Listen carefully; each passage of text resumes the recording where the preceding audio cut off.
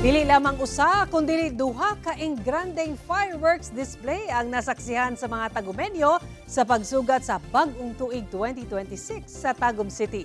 Busa gidagsa sa mga Tagumenyo ang managlahing venue. Atong silipon ang mga ganap sa pagsugod sa Bagong Tuig sa syudad, pinaagi sa report ni Argel Relator.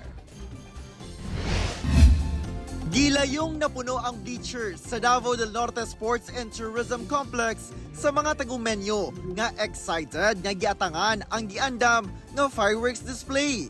Sama na lang sa pamilyang Browas nga sayong miabot aron makalingkod sa pwesto nga dunay best view. Masaya ang pamilya, sama-sama lahat.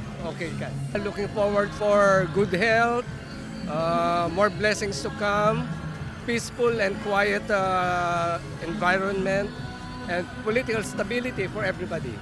Unom ka tuig nga anaa sa nasod Norway. Busa, gimingaw gayud si Ann sa Paskong Pilipino. Labi na ang bonggang fireworks display. Kauban sab niya ang iyang tibuok banay. Masaya kasi for the longest time nakasama ko yung family ko kasi galing ako abroad. So I'm celebrating the Christmas and New Year here in the Philippines with my family.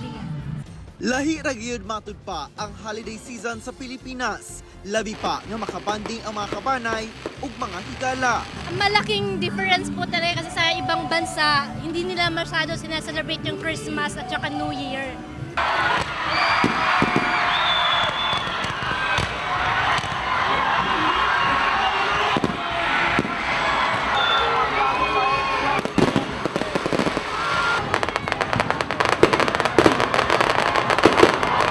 Sayo nilang gisugat ang Bag-ong Tuig 2026.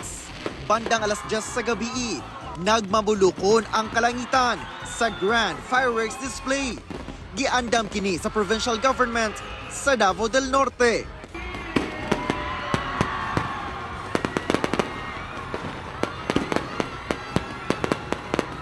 Mihaya gayod ang kalangitan sa makahingangha nga fireworks display sa pag-welcome sa Bag-ong Tuig sa sentro sa Tagum City. Dagsa ang mga Tagumenyo sa Tagum City flyover kung asa doon na sa ipahigayon nga engrande sab nga fireworks display. Natagbaw gayod sila sanglit milungtad kini og 15 minutos. Giandam kini sa City Government of Tagum. Una pa man ang fireworks display, alas 11 sa gabi, gihang gisugdan ang programa sa New Year's Countdown. Gipalingaw sa mga banda o DJ ang okasyon. Kauban si Melchor Awing sa kamera. Ako si Argel Relator.